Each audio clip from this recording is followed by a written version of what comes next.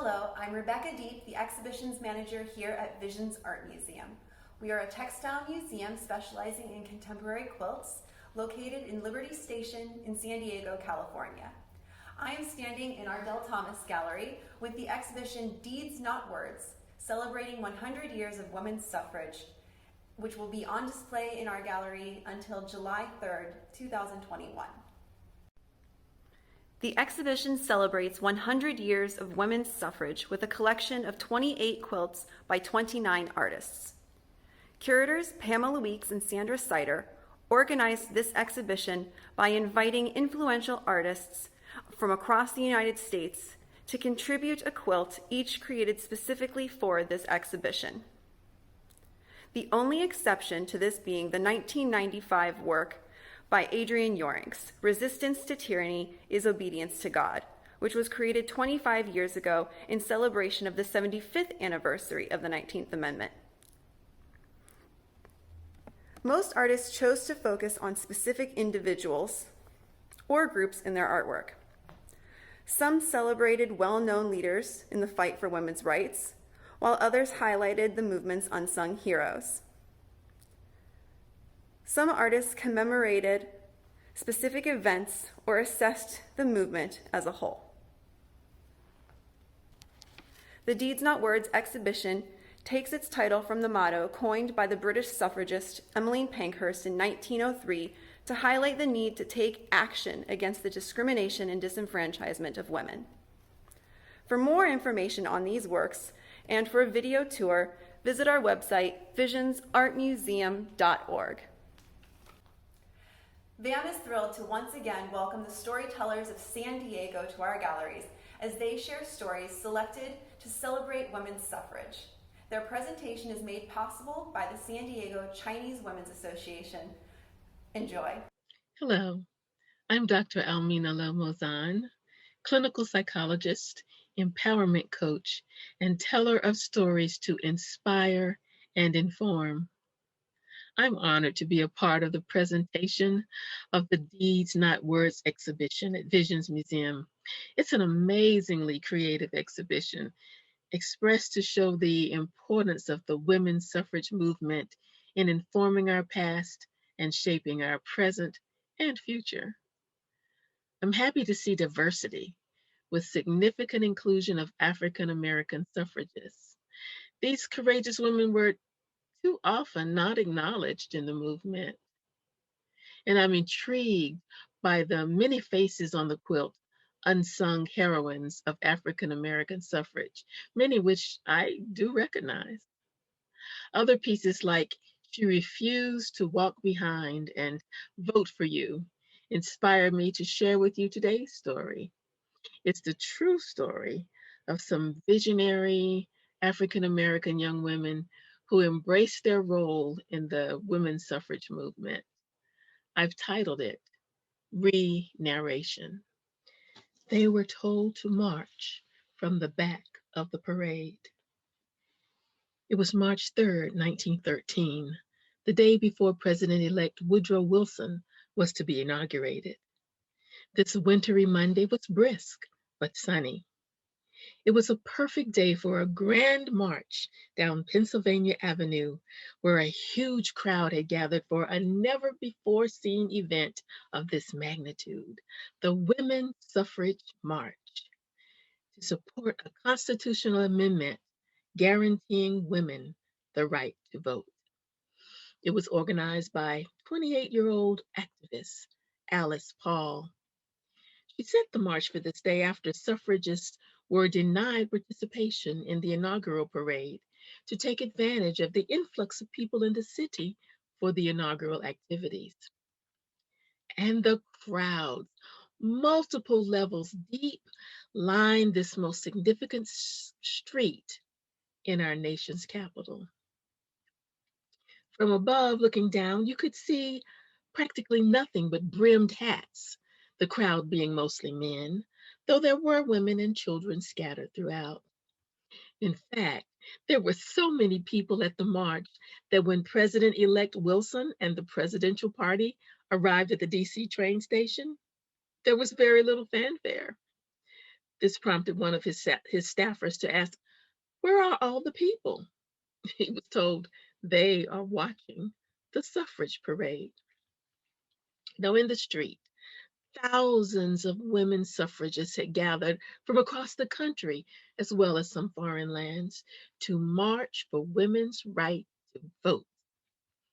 Now, at the front of the procession, oh, a young woman dressed splendidly in a flowing white cape and wearing a golden crown sat regally astride a white horse. She was Inez Milholland, a lawyer, poised to lead the great women's suffrage parade down Pennsylvania Avenue. And behind her stretched rows and rows of women marchers, interspersed with 4 brigades of women on horseback, 3 heralds, and 9 marching bands. More than 5,000 participants, maybe as many as 10,000. Artists, women of influence and renown, designees, pageant leaders. Most walked, while others rode on 24 decorated floats and golden chariots. They carried banners and signs, they waved flags. The suffragettes came from all walks of life, professionals to service providers, to homemakers, to college students, dressed in their finery as well as thematic costumes and graduation robes. They were all lined up. Women from countries that had enfranchised women held the place of honor in the first section of the procession. Then came those considered pioneers who had been struggling for many decades to secure women's right to vote. The next section celebrated working women, grouped by occupation and wearing their appropriate garb. There were nurses in uniform, women doctors and pharmacists, homemakers, women farmers, actresses, librarians, college women in academic gowns marching with their alma maters. State delegations were next, identified by their own state banners. The states were followed by a separate section for male supporters of women's suffrage. All had come from around the country to march in a spirited protest against the way society was organized politically, excluding women. There were even songs for the moment, such as Marching On to Victory. Lo, behold, a wondrous morning, daylight has come at last. See those banners, votes for women, hark to the trumpet's blast. We shall strive and we shall conquer, hard though the fight may be. And though hearts grow weak and weary, we'll hike from sea to sea. Fathers and mothers, sisters and brothers, join hands around the world. Our voices ne'er shall be silent, our flag shall ne'er be furled. We are marching on to victory. Every heart is light, for our cause is right. We are striving for our liberty, and we're here to fight with all our might.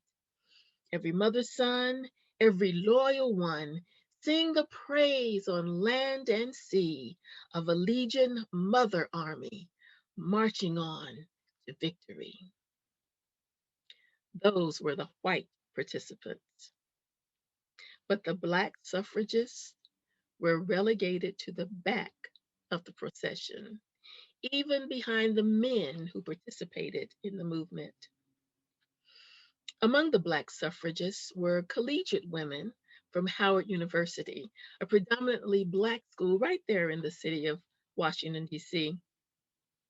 They uniformly and quite strikingly distinguished themselves by wearing their college insignias across their shoulders and down their backs. But just 6 weeks before this day, on January 13th, 1913, 22 young Howard women had heeded the call to focus their energies more on public service and stepped out from their previous sorority to found their own, Delta Sigma Theta Sorority. 3 of the Delta founders who came to March, Bertha Pitts Campbell, Osceola McCarthy Adams, and Vashti Turley Murphy, had joined the Alpha Kappa Alpha sorority at Howard in 1912 in search of like minded sisters. But by the end of the year, they and 19 other members had left the AKAs to form their own sorority in pursuit of a high minded calling, the betterment of their race. These students wanted to use their collective strength to promote academic excellence and to provide assistance to those in need. They were trendsetters, setting no limits to their vision for sisterhood, scholarship, and service. Now, Bertha Pitts Campbell had been described as a vivacious young student who loved to dance. But at the same time, her more serious side had earned her the honor of valedictorian of her Colorado high school, where she was the only Black student enrolled. Her sorority sister marching nearby, Osceola McCarthy Adams, she was from Georgia. She was lauded for her dramatic flair on the university stage, and Vashti Turley Murphy was a stylish woman, a graduate of DC's Dunbar High School, and an ardent supporter of women's voter rights. She was pursuing a teaching career. All were debuting as warriors for their race. Bertha Pitts Campbell later said, "We wanted to change some ideas. We were more oriented to service than to socialize." They wanted to focus on civic initiatives for African Americans, and it didn't take long before the founding Delta members found an opportunity to prove what they were all about. What better way to publicize their purpose than to take part in the National Suffrage Parade? They were urged on by Mary Church Terrell, who would later become one of the first honorary Deltas. She was a prominent Black woman, a women's civil rights activist and suffragist who served as leader of the National Association of Colored Women, headquartered in DC. Well, perhaps the prospect of going off campus was an added draw for the sorority sisters. But they knew before leaving campus, these young women had to obtain the permission of Howard University's president. Mary Church Terrell probably helped them to champion their efforts to attend the march, and they were allowed to go as long as they agreed to be escorted by a male chaperone. You see, there were rumors that the parade would be met by catcalls and potential violence, and this was quite a frightening prospect for the young Black women. Still, off they went, with Mary Church Terrell marching right alongside the sorority members in the procession. So on that gleaming morning of March 3rd, Bertha Pitts Campbell, who was then a senior at Howard, donned her cap and gown, joined the other Delta founders at the rear of the parade, and they all stepped out on faith to march with the suffragettes under the Delta Sigma Theta Sorority banner, taking a stand for social justice. Participating in this 1913 suffrage march was the Delta's first public act, just 6 weeks after being formed.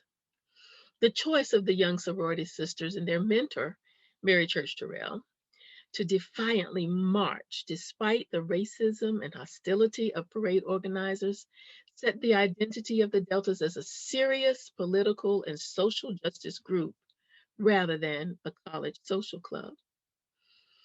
Yet, despite being segregated in the back of the suffrage parade by its white organizers, the Deltas and other African American women were pioneers in paving the way for future Black political activism. The crowd gathered. They did not expect to see these Black women included among the white women. Of course, they were not listed in the 20-page official program titled The Women's Suffrage Procession. In fact, racism still prevented the integration of Black women into the movement, where they had battled for decades to take their rightful place in history. The white suffragists were afraid to raise the concerns of Blacks or feature Black women in their public events.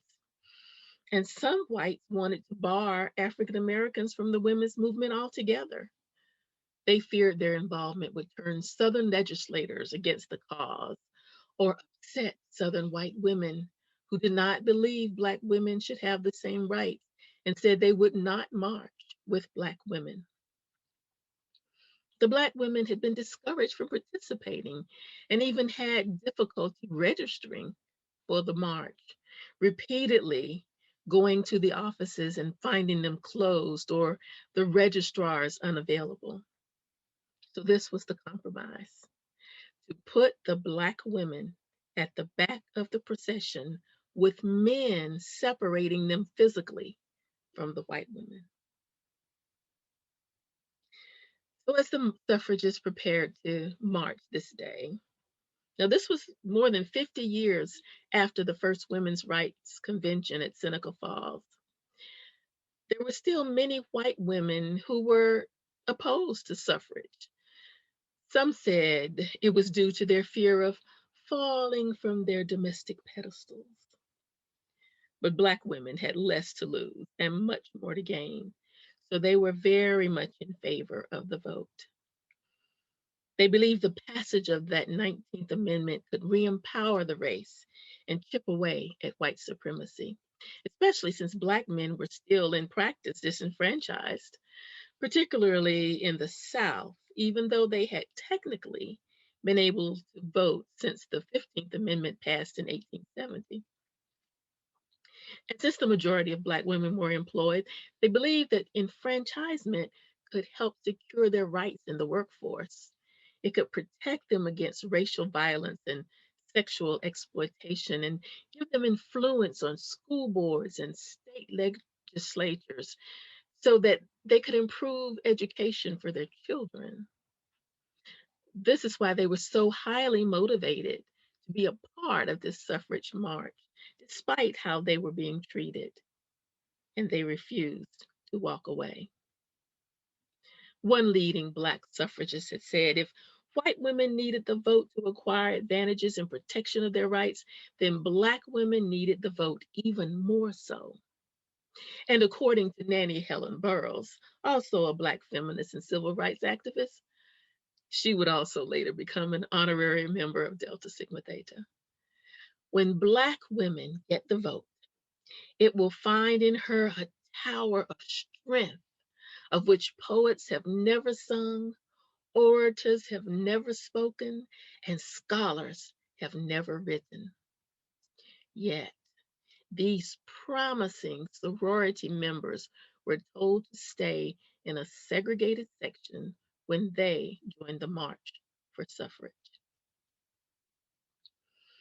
As organizing for this March 3rd parade had gotten underway, Ida B. Wells Barnett was another Black suffragist who was forbidden to march with her all-white Chicago delegation out of fear that her presence would offend Southern women and alienate those Southern politicians.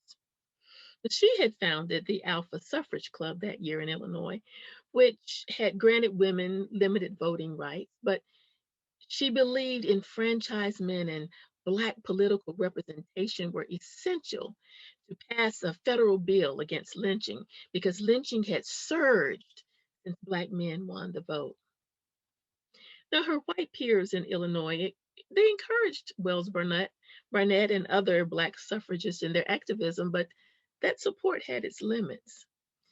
So this outspoken activist, along with her 60-member suffrage club and the other African American activists, were consigned to bring up the rear of the parade.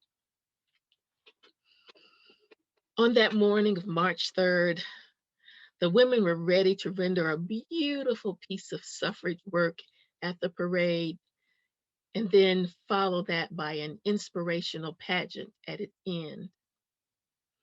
All went well with the procession for the first few blocks. But then the crowd of mostly men in town for the following day's inauguration, many of them drunk, soon pressed onto the street, making it almost impossible for the marchers to pass. At times, they could only move forward in a single file, with the leaders pushing their way through the mob. Women were jeered at, tripped, grabbed, shoved, and pelted with burning cigar stubs. Indecent slurs and obscene language were hurled at them. Banners were snatched. Men tried to climb up on the floats. The women were told that they should stay at home where they belonged, and if they had, none of this would be happening to them. The male supporters, even in the procession, were also heckled with shouts of "Hen Pecco" and "Where are your skirts?" This crowd did not seem to take the efforts of the marchers very seriously. Delta founder Bertha Pitts Campbell later recalled how there were some who cheered, but many jeered and tried to disrupt the marches by throwing things and spitting on, beating, and slapping the women and trying to pull the women off the floats. The police failed them, doing little to maintain order. Instead of protecting the parade and holding back the mobs, they seemed to enjoy all the crass jokes and laughter. Some even participated. Police authorities had actually opposed having the parade, trying to block it at every step, denying requests, and making it difficult to carry out. This day, they stood by smiling with folded arms as the women were abused. Even the offering of assistance by federal troops was refused by the chief of police. Finally, though, a mounted brigade of soldiers from nearby Fort Myer were called in to drive back the crowds to help the women pass. The behavior of the men was reported as disgraceful. Influential men were incensed. The United States Senate demanded an investigation into the violence against the women. And the fiery Ida Wells Barnett, who was supposed to stay in the back of the procession, well, she broke ranks during the march and defiantly got into line between the white women who were with the Illinois delegation where she belonged. She had to live up to her motto: one had better die fighting against injustice than die like a dog or a rat in a trap. Other Black women also broke from their segregated section to mix with the rest of the parade.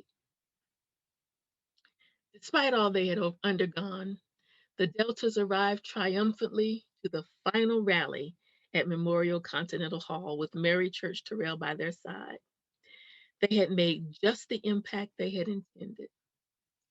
The Deltas and other Black women marchers were commended for overcoming resistance and the indignities toward them. W.E.B. Du Bois wrote in Crisis magazine that they should be congratulated that so many of them had the courage of their convictions and they made such an admirable showing in the first great national parade. It would actually take 7 more years before the passage of the 19th Amendment to give women the vote, but the course for engagement of Black females in politics was set. The Delta's participation in the 1913 march has become a touchstone for the sorority and heralded future political activism by Black women. From participation in the women's suffrage march to the work the sorority does today, more than a century later, we Deltas, yes, I am a 25-year member of Delta Sigma Theta Sorority Incorporated. We Deltas pride ourselves in following in the footsteps of our 22 founders to remain at the forefront of social action as advocates for those in need. Led by our national president, Beverly E. Smith, the Deltas run voter registration drives, serve as poll workers, battle for access to the voting booth, and train women leaders who often run for office. With more than 300,000 members worldwide, Deltas can be found in the halls of Congress, the U.S. Cabinet, and national legislative offices, as well as city, county, and state offices nationwide. As the battle by African Americans to exercise voting rights continues to this day, Black women exercise powerful influence as political organizers and committed voters. Not surprisingly, though, the participation of Deltas in the 1913 women's suffrage march is still not widely known. But as the story is shared and relevant sorority records are included in the archives of the Library of Congress, we have the opportunity to re-narrate the story of women's suffrage to make sure it includes and recognizes the roles and significance of the founders of Delta Sigma Theta and other African American women in the movement. And so this story is given to you. Now, many years after the historic Women's Suffrage March of 1913, the words of a Helen Reddy song echo the sentiments of those early marchers. I am woman, hear me roar, in numbers too big to ignore, and I know too much to go back and pretend, because I've heard it all before, and I've been down there on the floor, and no one's ever going to keep me down again. Oh, yes, I am wise, but it's wisdom born of pain. And yes, I've paid the price, but look how much I gained. If I have to, I can do anything. I am strong. I am invincible. I am woman. You can bend, but never break me, because it only serves to make me more determined to achieve my final goal. And I come back even stronger, not a novice any longer, because you've deepened the conviction in my soul. I'm woman. Watch me grow. See me standing toe to toe as I spread my loving arms across the land. But I'm still an embryo with a long, long way to go until I make my brother understand. Oh, yes, I am wise, but it's wisdom born of pain. Yes, I paid the price, but look how much I gained. If I have to, I can face anything. I am strong. I am invincible. I am woman. I am woman. As were the founders of Delta Sigma Theta Sorority Incorporated, who bravely marched for women's suffrage in the Great Suffrage March on March 3rd, 1913. Information for this story came from the Library of Congress, the Women's Journal and Suffrage News, the New York Historical Society Museum and Library, the Washington Post, articles by Trent and Bernard, the Howard University Journal, and the Delta Sigma Theta Sorority Incorporated website. Thank you for joining us for this special presentation by the Storytellers of San Diego, made possible by the San Diego Chinese Women's Association, celebrating the art of deeds, not words, here on display at Visions Art Museum.